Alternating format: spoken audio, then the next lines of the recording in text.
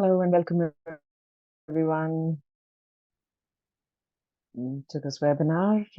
We join and then we start.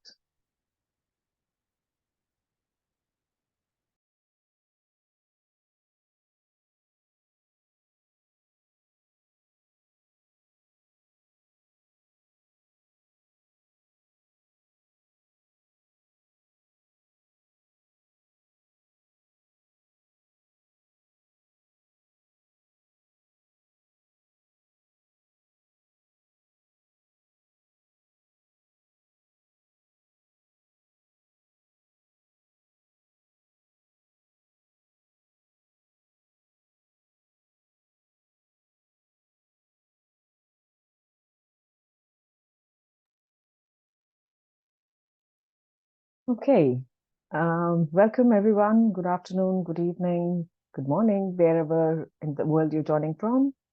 Welcome to this webinar on gender and nutrition in emergencies on the Ethiopia case study. Just a few housekeeping issues before we start. The translation is available by clicking on the globe icon at the bottom of your screen. We have translations in French, Spanish, Amharic, and Arabic. So please join the translation that you're comfortable with. Can we go to the next slide, please?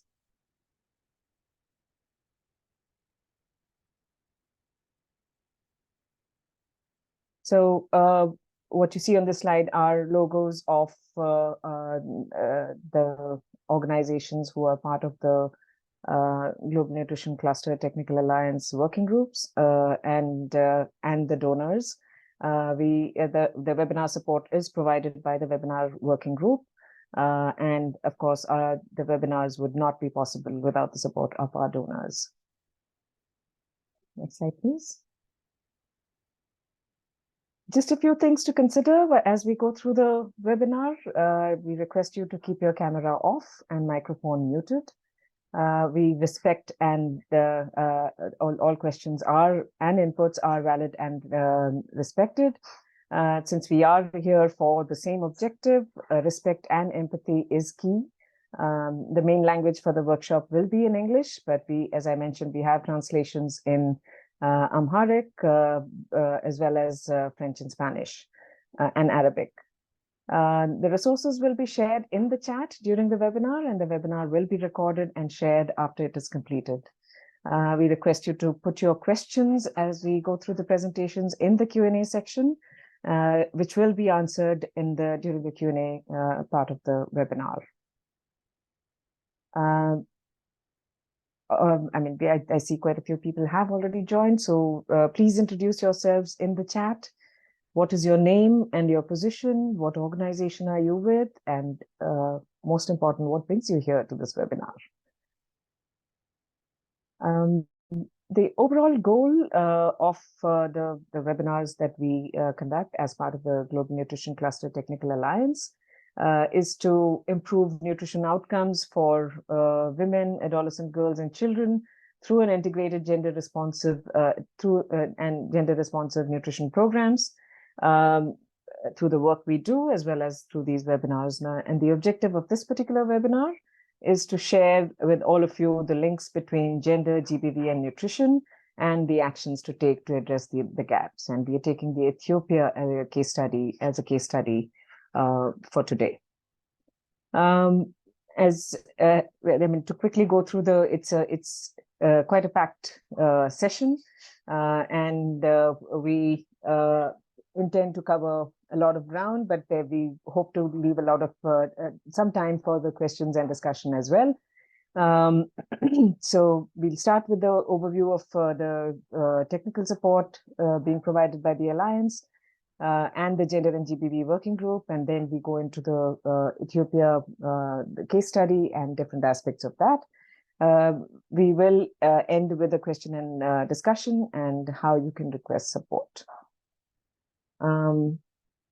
Our facilitators and presenters today, we have Ines from the Ethiopia Nutrition Cluster, Wonde, who's also from the Ethiopia Nutrition Cluster, Tizita from the World Food Program, Hannah from Goal Ethiopia, Pamela, who's from UNICEF, and Brooke, who's from the Global Nutrition Cluster operations team, and myself, Sona, from the GNC operations team as well.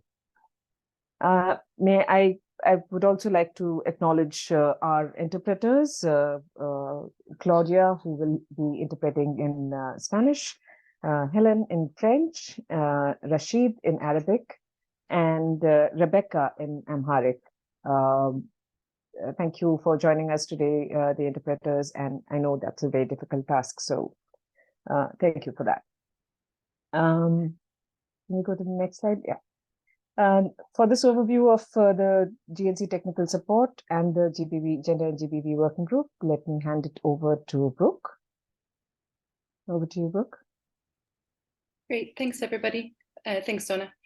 The GNC Technical Alliance, we started a GBV and gender working group a few years ago to focus more on the linkages between gender and GBV and nutrition within our work, and how to support all of you better, and to help create kind of that guidance and support. So that's where this all started from, and we'll go into how that support, what that support looks like when we go through the Ethiopia case.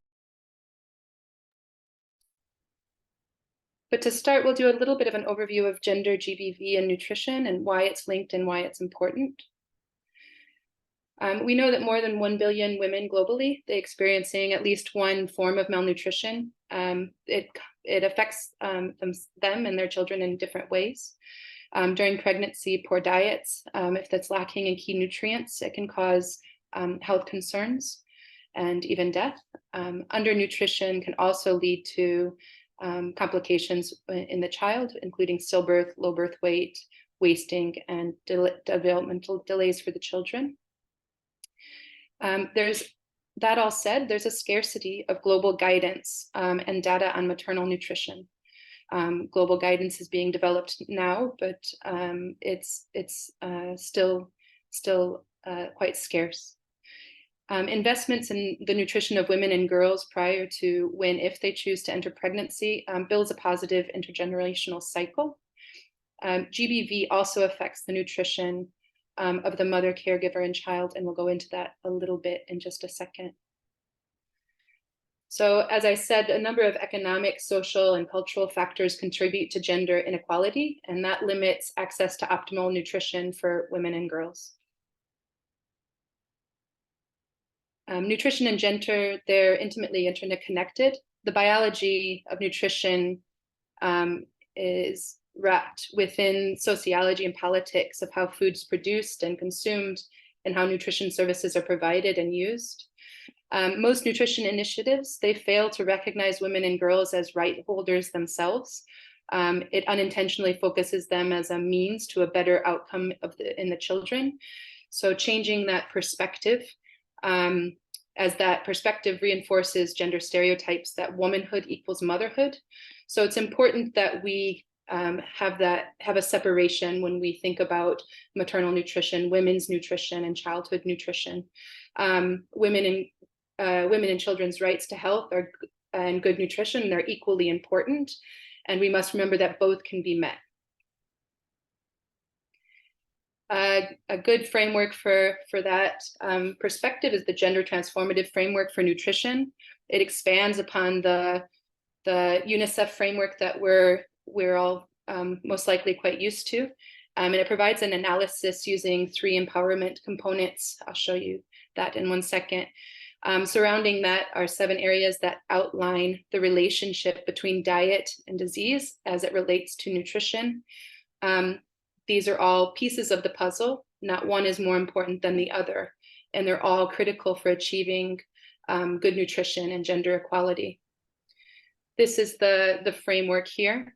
So we're looking at the person in the center as the agency, having her own agency, the resources that are available to her, and that opportunity structure. And then around that economic inclusion, safe and equitable water and sanitation and hygiene, responsive health and nutrition systems, social protection, etc. We'll put the link for the gender transformative framework for nutrition in the chat if you want to learn more about that. I'm going to hand it over to Pamela now. Thank you, Brooke. So as Brooke highlighted, girls and women are disproportionately affected by the impact of emergencies on nutrition, and nutritional insecurity can greatly increase the risk of gender-based violence. So findings from the rapid assessment that UNICEF commissioned to examine the linkages of gender-based violence and nutrition outcomes show that a maternal caregiver's experience of intimate partner violence negatively affects breastfeeding practices and is also linked to low birth weight, stunting, and severe malnutrition in her children. And women who have experienced intimate partner violence were more likely to have stunted and wasted children. And women's exposure to gender-based violence decreases the likelihood of both immediate as well as exclusive breastfeeding. Next slide, please. So UNICEF is the designated interagency lead for GBV risk mitigation across the humanitarian system. And since 2015, UNICEF has been working to anchor GBV considerations in the nutrition sector programming and nutrition cluster coordination functions. The GBV risk mitigation lead of UNICEF, Christine Heckman, is here with us, and she has all the institutional memory around this. So the objective of GBV risk mitigation is to make humanitarian systems and services safe, effective, and responsive to the needs of and rights of women and girls, including other at-risk groups. Given that the gendered power dynamics and issues of gender-based violence in the home and in the affected communities have major implications for effectiveness of nutrition interventions and uptake of services, and even women's ability to utilize nutrition supplies as intended is often constrained by male family members, there needs to be an ongoing monitoring of access and barriers, particularly those faced by women and girls and other marginalized groups. So the emphasis here is that GBV risk mitigation is an ongoing process rather than a one-time activity. Next slide, please. So linking to services is part and parcel of GBV risk mitigation, because we all know that frontline humanitarian staff can go a long way in assisting GBV survivors by responding to their disclosures in a supportive, non-stigmatizing, and compassionate manner. And we do have the link in the next slide for the GBV packet guide in English as well as in Amharic version. So over to you, Ines.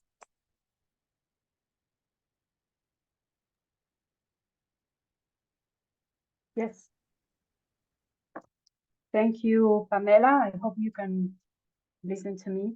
I have a problem with my settings. So let's go and we'll try to explain to you what we did in Ethiopia. Next slide.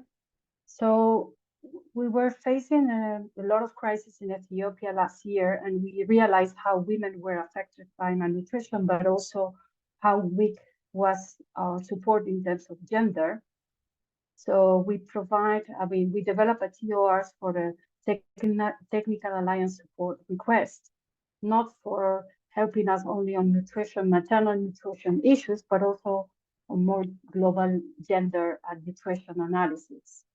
So with that, Brooke came and with Pam, and they started doing a desk review of all the documents and all the strategies, policies that are already in Ethiopia and related with gender, nutrition, and other issues.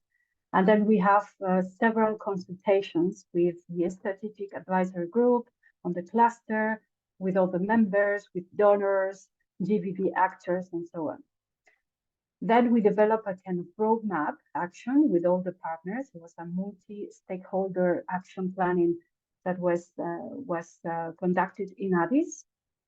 And then we defined an area that was drought affected, that is Borena Woreda, where the team went there just to do a field visit, but also to try to have a more in-depth analysis of what's going on, to discuss with the communities, with with also the authorities at the border level, and to see what might be an action plan specific for a drought-affected area.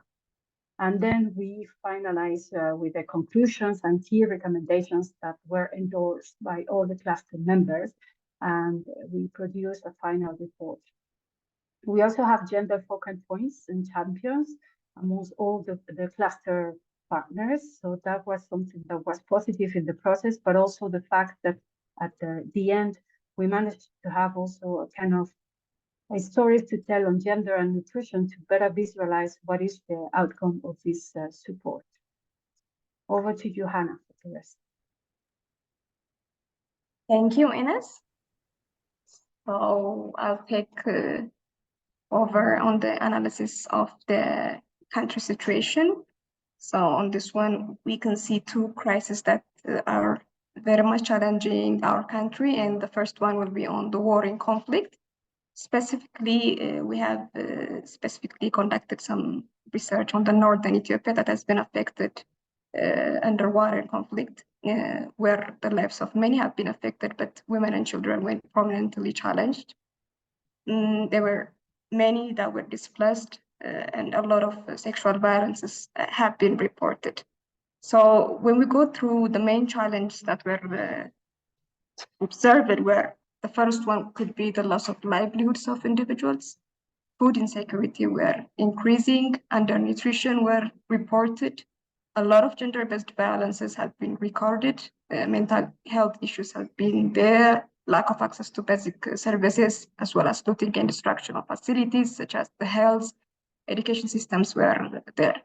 So seeing those challenges, the possible interventions that were designed were specifically on protecting the system.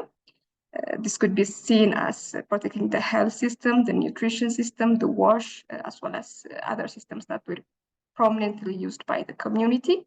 The other is the community-based support that were really rendered to the challenged community.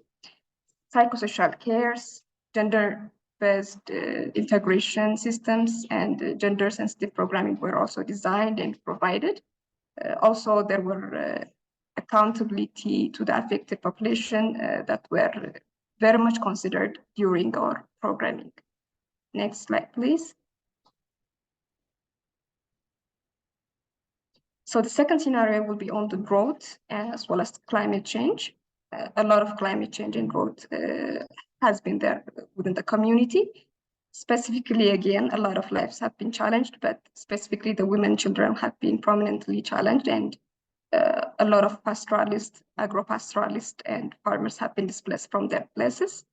When you see the challenge, the main challenges are loss of livestock, crop failure was there, water scarcity was recorded, malnutrition, disease outbreak, displacement, and market system failure was there. So when you see the market system, the demand as well as the supply chain has been very much affected. People were also observed using negative kinds of coping mechanism. So you can clearly see children were going out of school to join the working force so that they can come up with an income or to achieve food security at their household. Early marriage was there as a kind of coping mechanism where children were, specifically girls, have been married below the age of 18 so that they will get dowry, sexual exploitation, as well as other kinds of sexual abuse were also observed.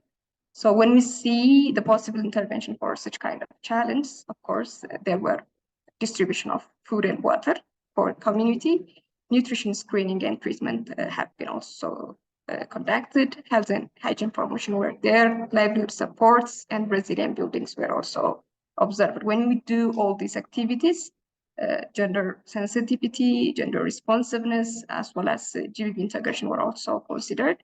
So not only this one, accountability to the affected population were also under review.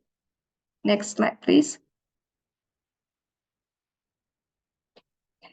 So when we look at the overview of the country, we analyzed it based on or taking the gender sensitivity. And why was that important? Of course, the first and prominent reason would be the existence of gender roles and responsibilities.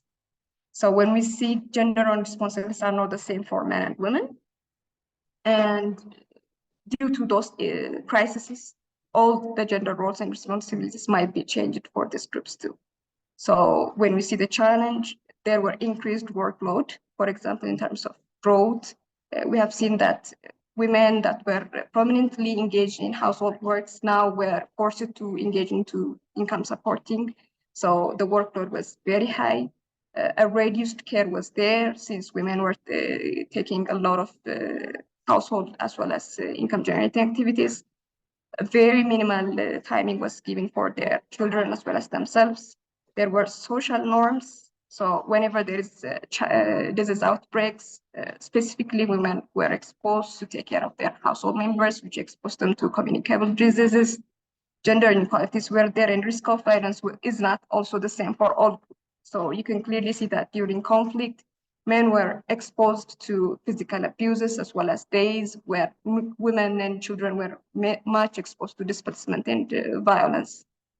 Access as well as control over resources are not also the same. So due to this challenge and due to these reasons, there was a need to see it from this programming. So the possible intervention was there. Of course, we have to make gender analysis. We have to see gender sensitive indicators. Family work as an active intervention towards nutrition was engaged. Men involvement was there, as well as women empowerment. GBV risk mitigation, prevention methods were also incorporated, and mental health was also given emphasis. Thank you. So one day I'll pass it to you. Thank you so much, Hannah. Yeah, as you know, Ethiopia is a multi-religion and multi-culture country. So these are there are factors that are influencing or affecting the nutritional status of children and also women, and this has obviously exacerbated during shock or emergency situation. So the main challenge observed are in terms of religion and culture, fasting. In some instances, like more than 200 days are fasting days, and during those time, they are deprived of animal products, which are really important for the growth of children and also for the pregnant and lactating women. Then child marriage is also a common phenomenon in Ethiopia, which resulted in adolescent pregnancy. In some studies we conducted, more than 1/4 of adolescent girls were already married or already pregnant or lactating. Female genital mutilation is also a common thing. Stigma, anemia, and acute malnutrition are prevalent in women and adolescents, and body autonomy and personal preference. So the possible interventions are without the involvement of religious leaders. Whatever communication is done with women or with the community members is not effective. So the involvement of religious leaders is really important, and strengthening the social and behavior change communication is very important. Protective programming and of course advocacy of the human rights. Next, please. Yeah, on the evidence-informed for gender and nutrition, of course, we need to do more data on anthropological and social factors, like social norm and risk assessment,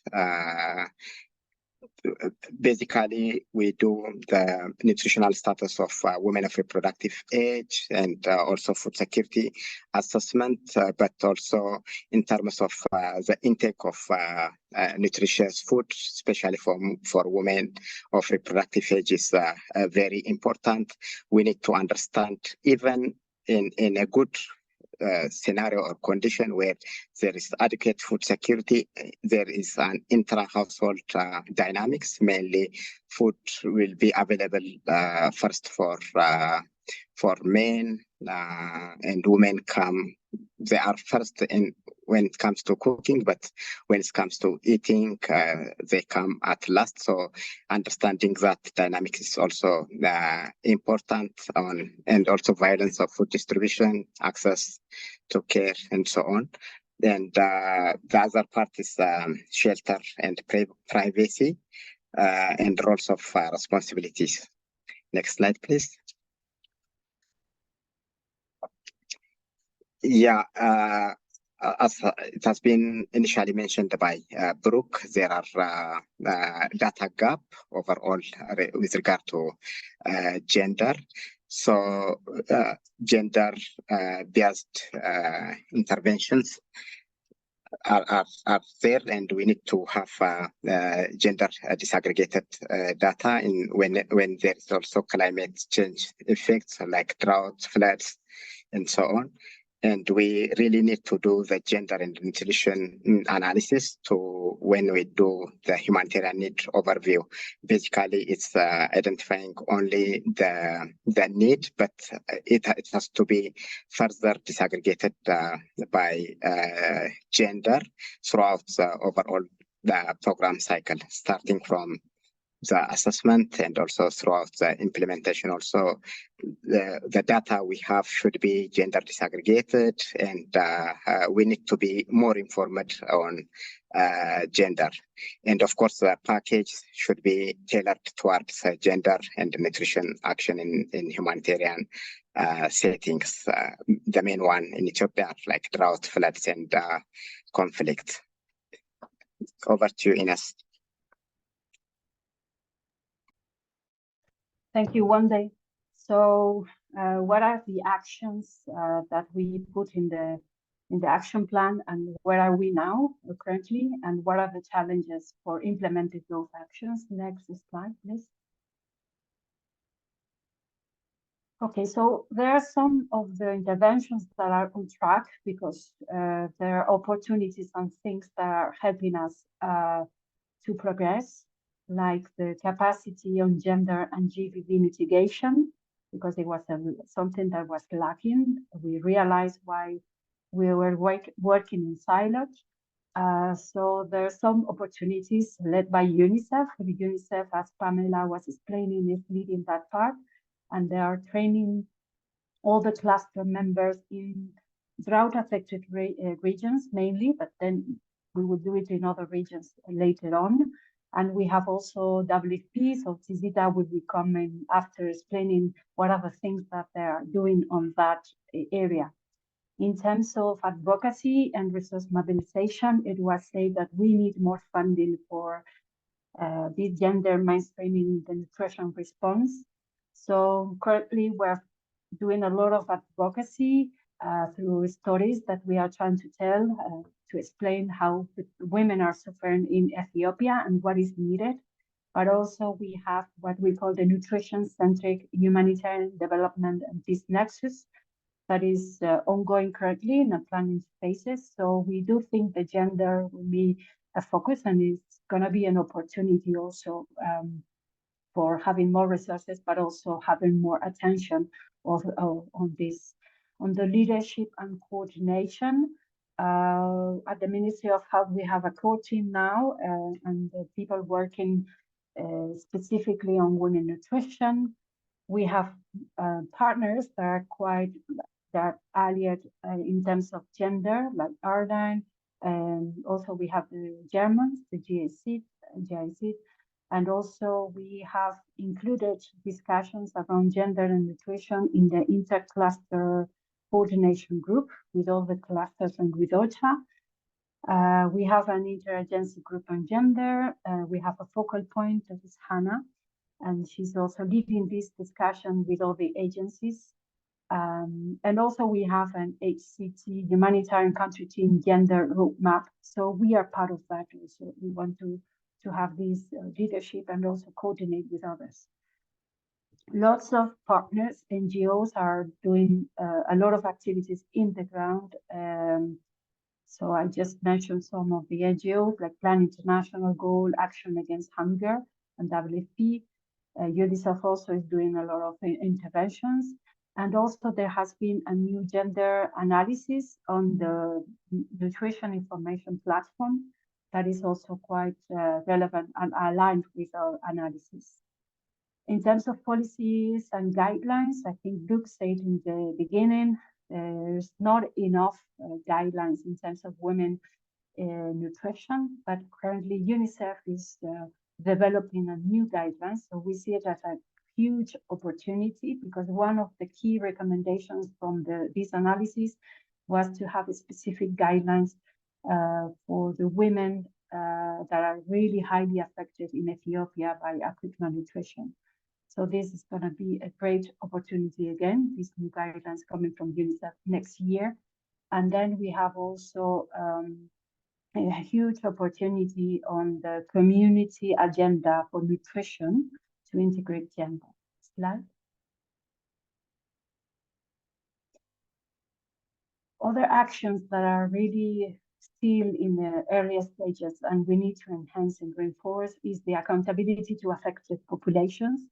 So we are trying to define how might be the accountability to affected populations for nutrition, not for the theory perspective, but how we can tailor that to the Ethiopia context and what are the mechanisms that we might use, not only for the feedback and the complaint mechanism, but also to involve more the community, the PSCA, and other gender issues like that.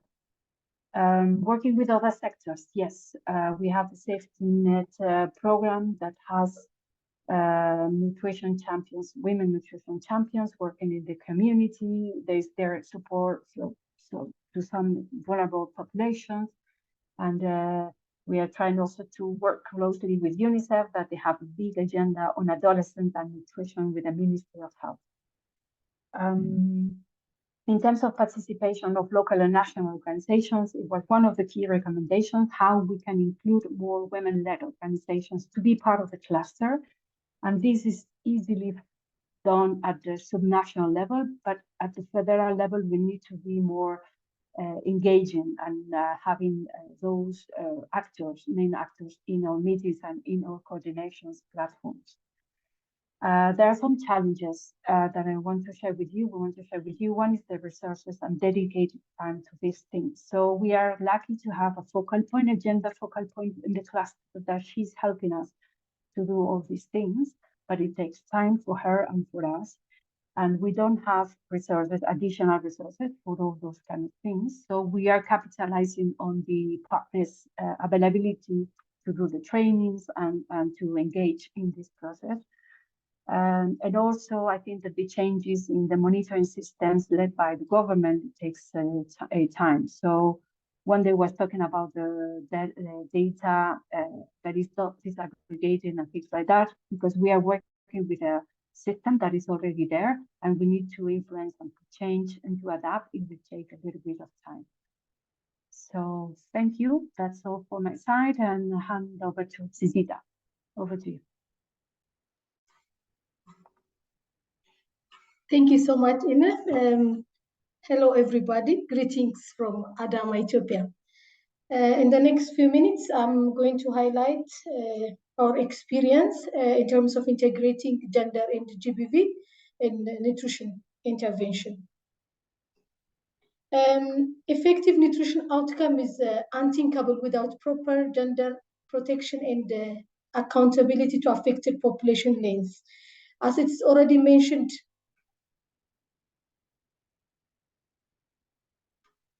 am I audible? Sorry.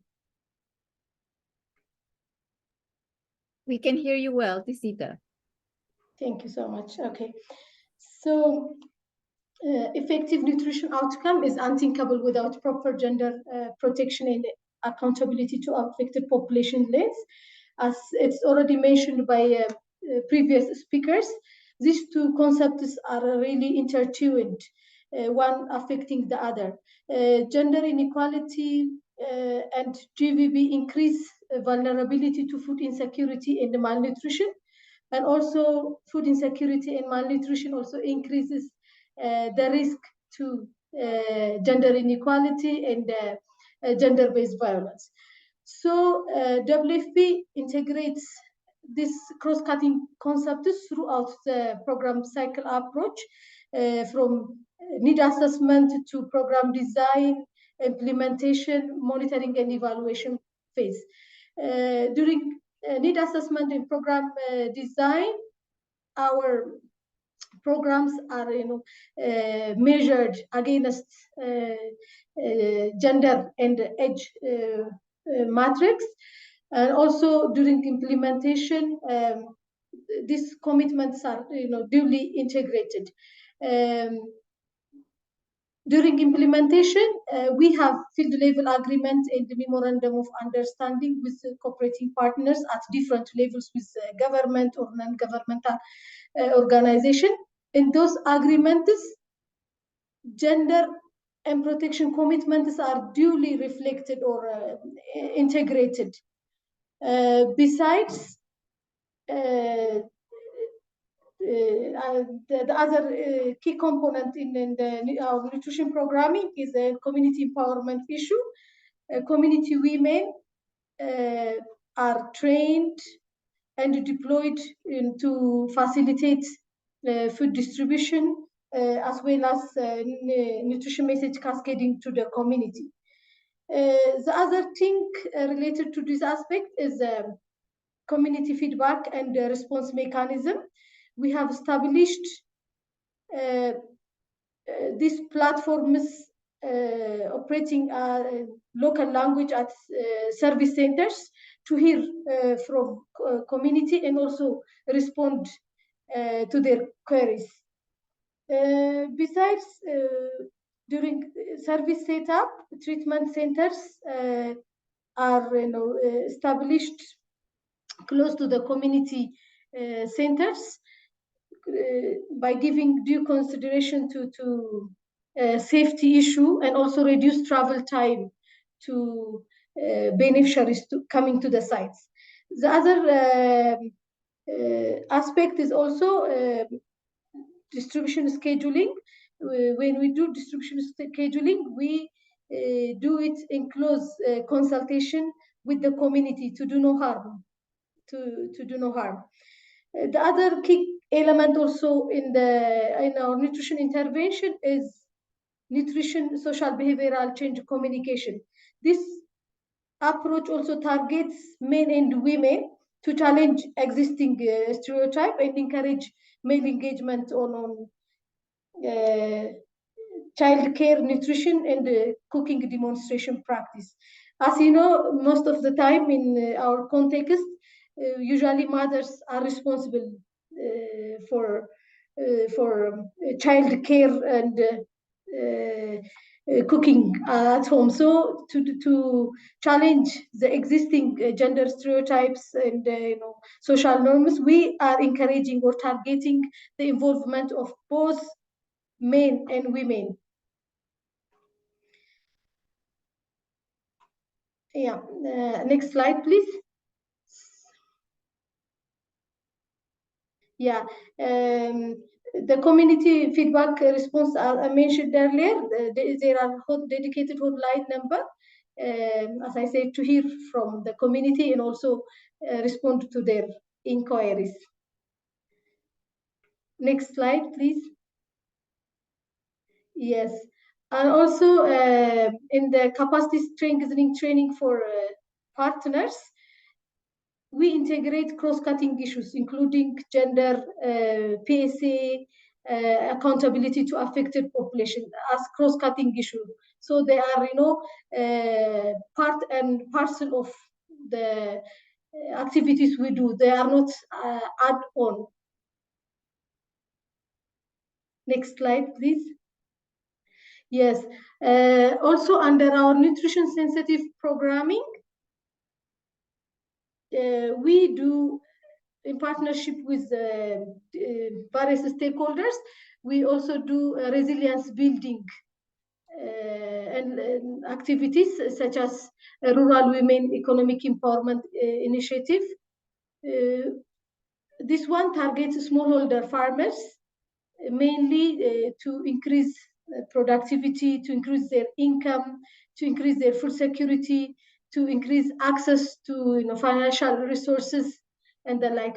On this initiative, we have seen great achievement, especially on the rural women empowerment project we did with the IFAD, FAO, and UN Women. We observed tangible and really great results in terms of women empowerment. Also, under our school feeding program, it addresses barriers to school enrollment and attendance. We provide school meal and take-home ration to students so that both boys and girls are able to go to school. In school setting also, we are collaborating with relevant stakeholders on gender-based violence issues. For example, in areas we are operating in chronically food insecure areas, we are supporting. The issue of child marriage was common, so we are collaborating with stakeholders, with different stakeholders to minimize the issue. We were able to even return dropouts because of early marriage to school. So, and also we are using schools as an entry point to address GBV issues, including GBV issues, as well as to address other social issues. For example, girls clubs in part of the schools, they engage in income generative activity to support poor families with no access to sanitary pads. The other thing, we also developed and disseminated sensitization audio message, including PACA, using loud speakers in our project sites to empower the beneficiaries as well as raise awareness. So I think with this, gender and GBV risk mitigation is not an add-on to nutrition intervention, but it is part and parcel of our nutrition programs. With this, I call upon Sona to facilitate the next session. Thank you.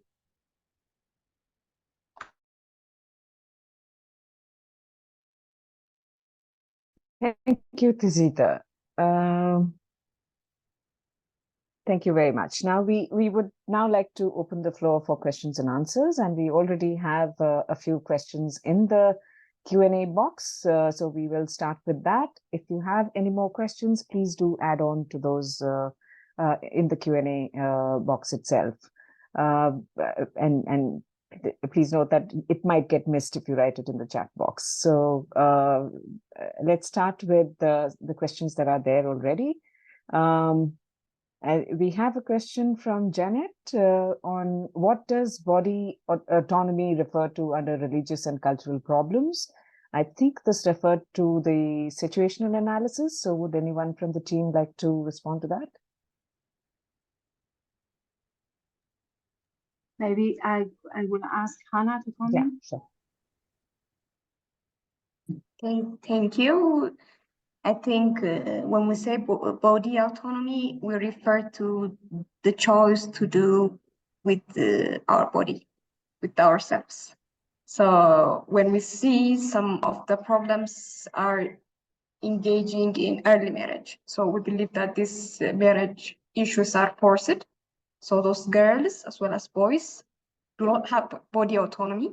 So they are going to be forced to marry at a very early age, And whenever children are getting married at early age, they will be exposed to malnutrition as a result of the responsibility of bearing children and the like. So when we say body autonomy, we are referring that because of culture and other practices, there are these limitations in our community where children are not given the freedom of their body. Thank you, Hannah. If anyone else would like to add on to what Hannah has said already, or should we move on to the next question maybe?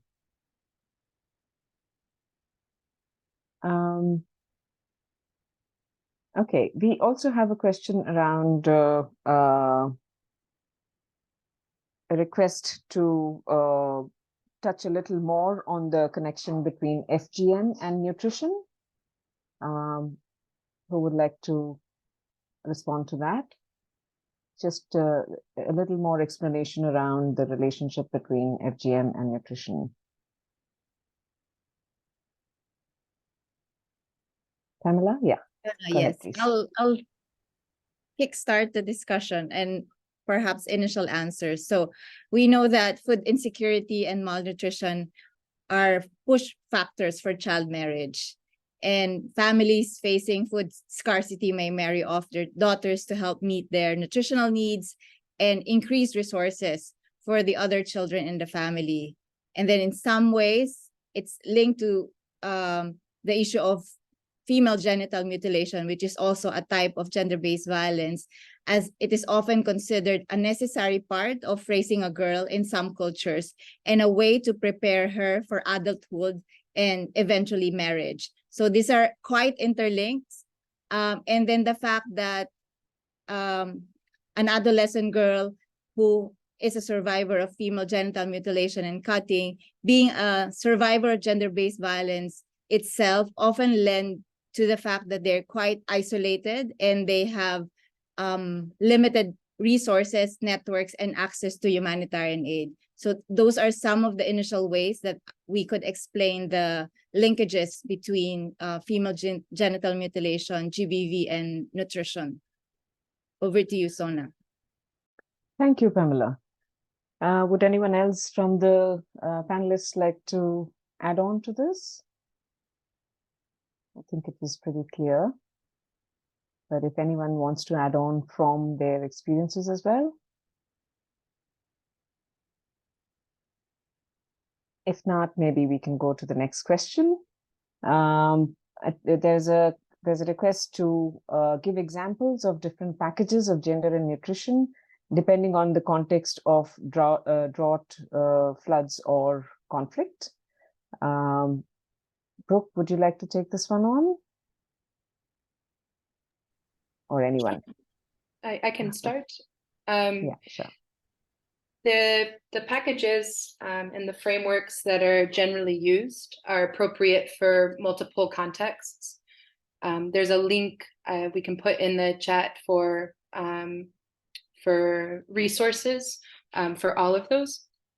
But Pamela, maybe you can speak a little bit on the AAP, and that would affect or provide the framework for all contexts. Is that right?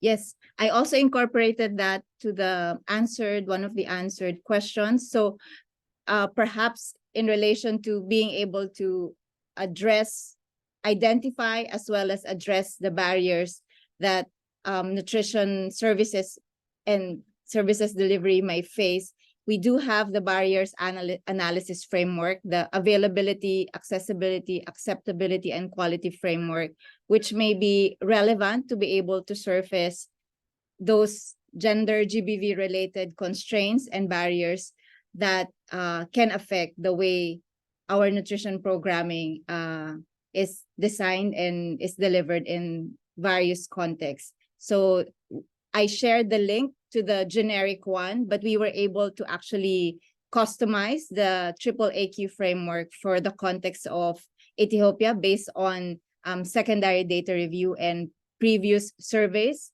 in relation to nutrition that were conducted. Thanks, Brooke. Thank you, Pamela and Brooke.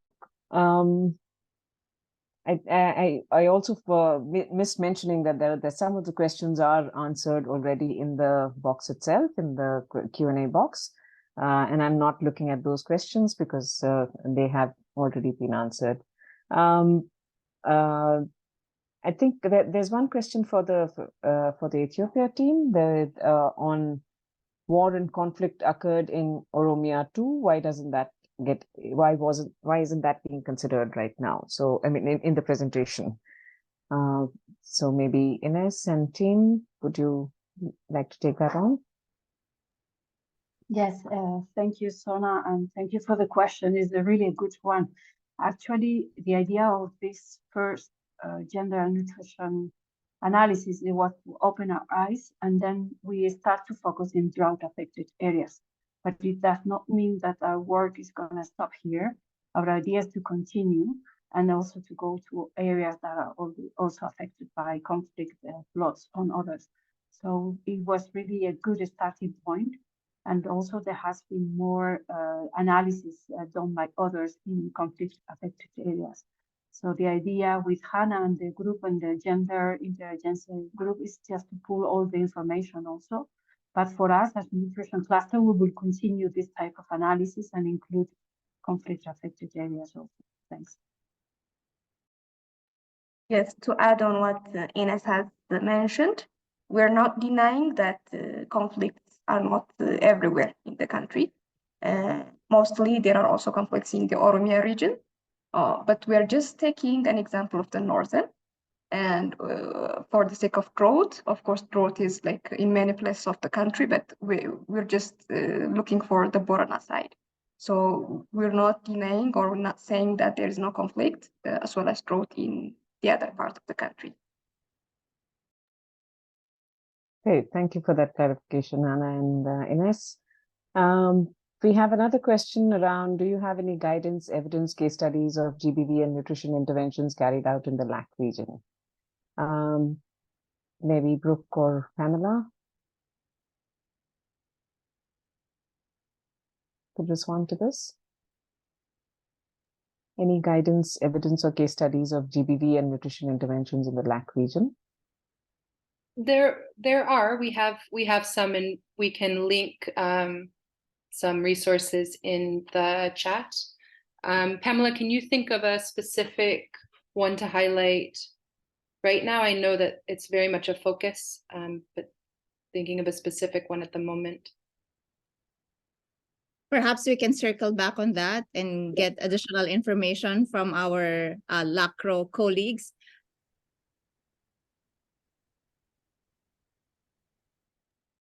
Sure, yes. I think maybe that can be, we can probably put together the questions and responses as well and circulate that later. There's another question around the successful case studies and projects, specifically targeting gender disparities and nutrition outcomes in Ethiopia this year. So I would refer to the Ethiopia team to respond to this one. Can you highlight any successful case studies or projects? Maybe And Hannah. maybe just touch upon, yeah, sure.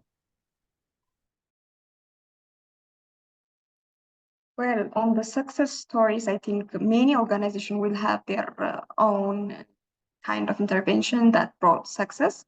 So I'm not going to mention any, but I know that there are, and we'll be delighted to share with you some of the case stories in the future, maybe capturing all. Okay, yes, we know we cannot go into details, but I think it would be useful to share it later. There's one question, I think this is specifically for Tizita's presentation. With regard to income generating activities that women engage in, can you elaborate on the sanitary pad selling as an activity? That was in your presentation, right, Tizita? Yes, thank you very much. I raised about the sanitary third issue when I discussed about the role of school clubs in addressing social issues. School clubs are established in at school feeding supported sites. So one of their role is just they mobilize income, or they engage in income generative activities, so that they give it back to children, girls who cannot afford sanitary pad. So it's more of sort of school community initiative, but we are strengthening the club's capacity in handling such issues. Does that answer your question? I hope it does. I think it does answer, but please do put it in the chat in case you have a follow-up question to that. And if something is not clear as yet, in the Q&A section itself. There's one more question, Tizita, for you. If there are some coping mechanisms considered as a sustainable approach to mitigate the root causes of acute malnutrition, even chronic malnutrition rates in some regions, apart from the recent consequences of conflicts which happened in 2022. I don't know if the question is clear enough to you. I think it's a long question and I probably read it wrong. Are you able to see the question in the Q&A section? Yes. If I understand it clearly, yes, the malnutrition is caused by multifaceted factor, and it needs integrated and holistic approach. When I presented, I tried to mention, the nutrition specific and nutrition sensitive activities. The nutrition sensitive activities tries to address more of the acute causes, like it's more of a treatment type. But the nutrition sensitive programming usually focuses on resilience building and the livelihood development activities. I think with that, there is attempt, even if it is not in a bigger scale. As I said, yes, the problem is the scale of the problem is very, very big, and it needs concerted effort and a holistic approach. But more of the life-changing part addresses the chronic aspects. Yeah. So just to add on Tizita's response, this is a really very good question. As you remember, the 1984 famine, the epicenter of that incident was a place called Sakota. Now we have a declaration named after that, which is called Sakota Declaration. And the aim of that declaration is basically to end stunting in under 2 children. Of course, indirectly also addresses other forms of malnutrition. And there are some very positive results from that project. It has some phase, and it's in the second phase, which is expansion phase. Maybe we can share that document for colleagues who are interested to see that intervention. That's one. The other is currently we are trying to link the development with the humanitarian response and, of course, peace. And this is at the discussion phase. And also it consists of looking for some durable and local solutions to address or prevent malnutrition. So there are initiatives. Of course, given the magnitude and the scope of the problems, those are not enough, but there are some initiatives, and maybe we can take it bilaterally with MENA, and we can share the documents if needed. Thank you. Great, thank you, Wande and Tizita. I think some of the questions such as Heron's question, will be answered in our closing slides. Can we take one more question, or okay, I think we are running out of time. So we should probably, the rest of the questions are, we have them in mind, and we will put together the questions with the responses and circulate those. I think just to close on this part of the session, if you are looking for support in nutrition and emergencies, all you have to do is visit the website mentioned here, the ta.nutritioncluster.net, and there's a request support button, which we will show in the next slide, which you can access to, to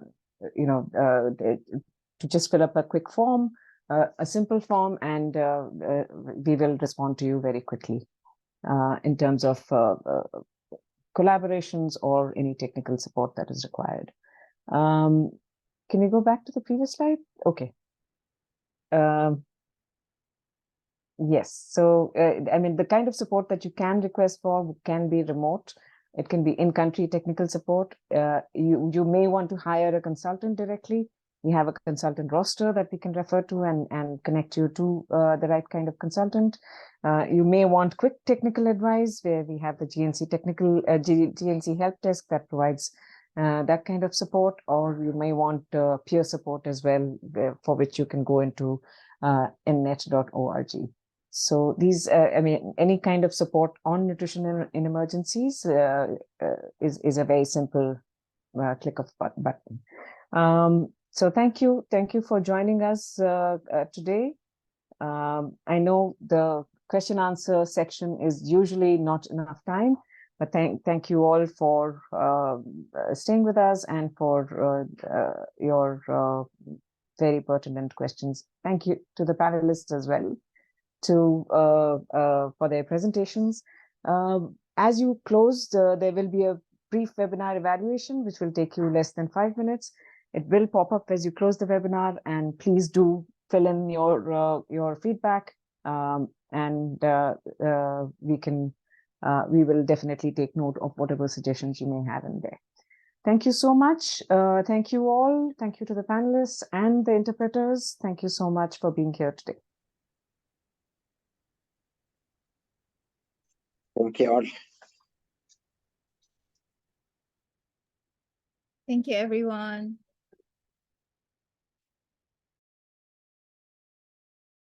Thank you. Good night.